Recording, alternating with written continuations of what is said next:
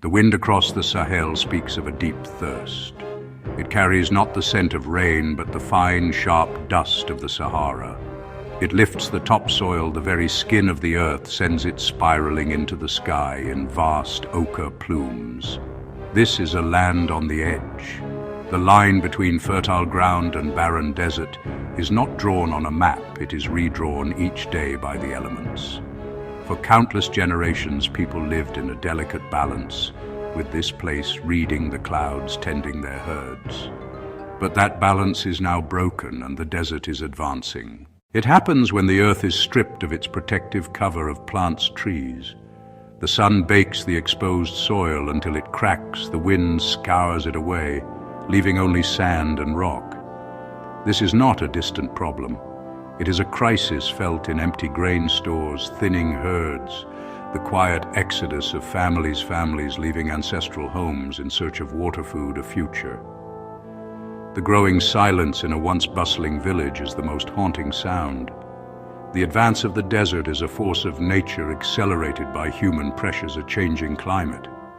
Longer, more severe droughts are becoming the new normal, robbing the land of the moisture it needs to recover. Out of this crisis, a truly extraordinary idea began to grow.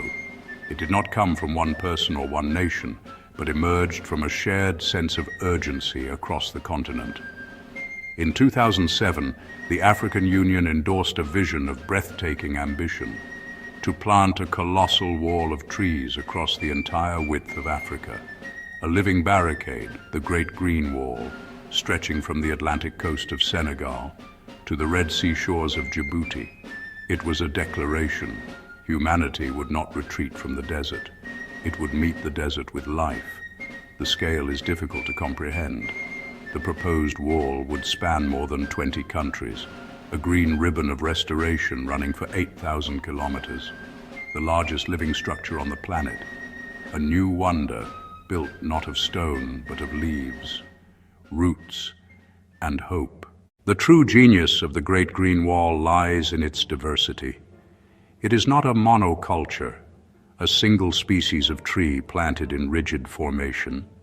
Instead, it is a rich mosaic of different plants, each chosen for its unique ability to heal the land and support the local population. The project champions the use of native drought-resistant species, trees like the hardy acacia, which can survive in arid conditions, fix nitrogen in the soil to improve its fertility and provide nutritious fodder for livestock. Its presence is a gift to both the earth and the herder. One key technique is water harvesting. In a region where every drop of rain is precious, communities are building demi-lunes, crescent-shaped pits that catch rainwater as it runs over the baked earth. This captured water slowly seeps into the ground, creating small pockets of moisture where seeds can germinate and take root. These simple earthworks, dug by hand, can transform a barren landscape, dotting it with islands of green that can eventually merge and grow. The story of the Great Green Wall is best told not in grand statistics, but in the small, powerful transformations happening in villages across the Sahel. Consider a community in Niger, where farmers have embraced an ancient practice called zai. They dig small pits in the hardened soil during the dry season and fill them with compost. When the rains arrive, these pits capture the water and provide a nutrient-rich bed for planting millet, planting sorghum. By planting trees alongside these pits, farmers have seen their crop yields double or even triple. The trees provide shade, block the wind, enrich the soil. In Senegal, entire landscapes have been reborn. Areas that were once bare, wind-swept earth are now covered in a thriving canopy of acacia trees. Section 5. Measuring a Dream. Well, while the vision is monumental, the progress of the Great Green Wall is measured in hectares, not just hopes. By the early 2020s, significant strides had been made. It is estimated that around 18 million hectares of degraded land have been restored across the participating countries. This is an area larger than the entire country of Greece, brought back to life through the collective efforts of governments, NGOs, and most importantly, local communities. Millions upon millions of trees have been planted, each one a small soldier in the fight against the encroaching desert. Ethiopia stands out as a remarkable example of what can be achieved with mass mobilization. The country has restored vast areas of land, not just through planting trees, but through the construction of terraces and enclosures that allow the land to regenerate naturally.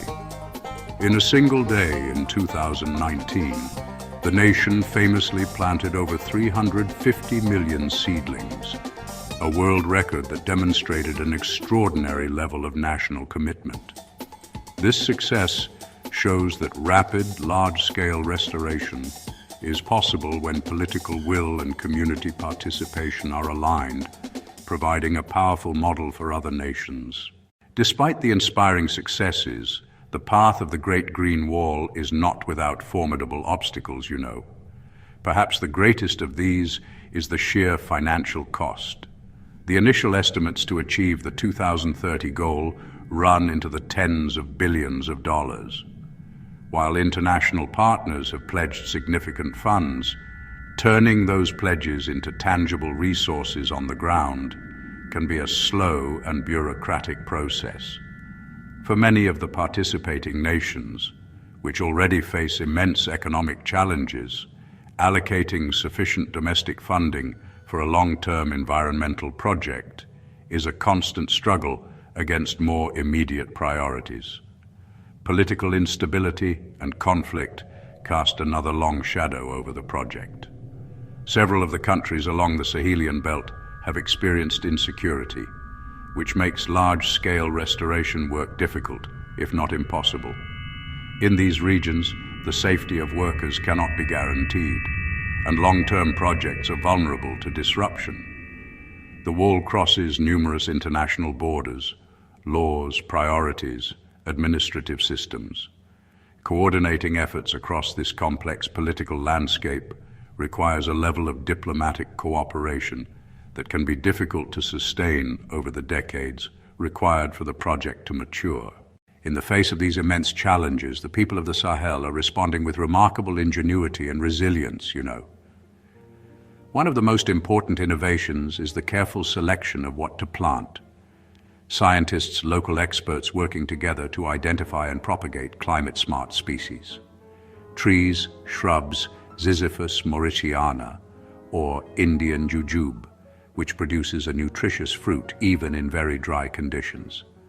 By focusing on these hardy survivors, the projects increase their chances of success, ensuring that the new green areas can withstand the harsh realities of a changing climate. Community ownership has emerged as the single most critical factor for success. The projects that thrive are those that are led and managed by the local population. Technology is also playing a vital new role in accelerating progress. Satellite imagery and drones are being used to monitor the vast landscapes, allowing project managers to track vegetation growth, identify areas in need of intervention, and assess the impact of their work with unprecedented accuracy. The significance of the Great Green Wall extends far beyond the borders of the Sahel. It is a powerful response to some of the most pressing global challenges we all face. In an era defined by climate change, the wall serves as a massive carbon sink. Every tree planted, every hectare of soil restored, draws carbon dioxide out of the atmosphere and locks it away in biomass and healthy earth. If completed, the wall has the potential to sequester hundreds of millions of tons of carbon. The project also offers a humane and sustainable response to the issue of forced migration. By restoring the land and creating green jobs in rural areas, the Great Green Wall provides people with an alternative. It gives them a reason to stay and a chance to build a dignified life in their own homes. By restoring the productivity of the land, the initiative helps to create more resilient food systems. The lessons learned in the Sahel about community-led restoration climate resilience, and the power of nature, can provide a blueprint for similar efforts in other parts of the world facing desertification, from Asia to Latin America. The Great Green Wall is more than a line of trees. It is a promise. It is a promise from one generation to the next that we will not abandon the land to the desert. It is a promise that we can heal the earth and, in doing so, heal ourselves. The image of a child planting a seedling in the dry, red earth is one of the most powerful expressions of hope. That single, small act, repeated millions of times over by millions of people, is how a continent begins to breathe again. It is a quiet revolution, a patient and determined effort to turn the tide. We can all contribute to this legacy of hope. So, let us look again at that vast, arid landscape. But this time, let us not see an ending. Let us see a beginning. Let us see the potential for life that lies dormant in the soil, waiting for a drop of water and a seed of change. The Great Green Wall is a testament to the resilience of both nature and the human spirit. It shows us that even in the harshest of places, life can find a way. It is a living, growing monument to what we can achieve when we work together, with nature as our ally. It is a story of hope taking root.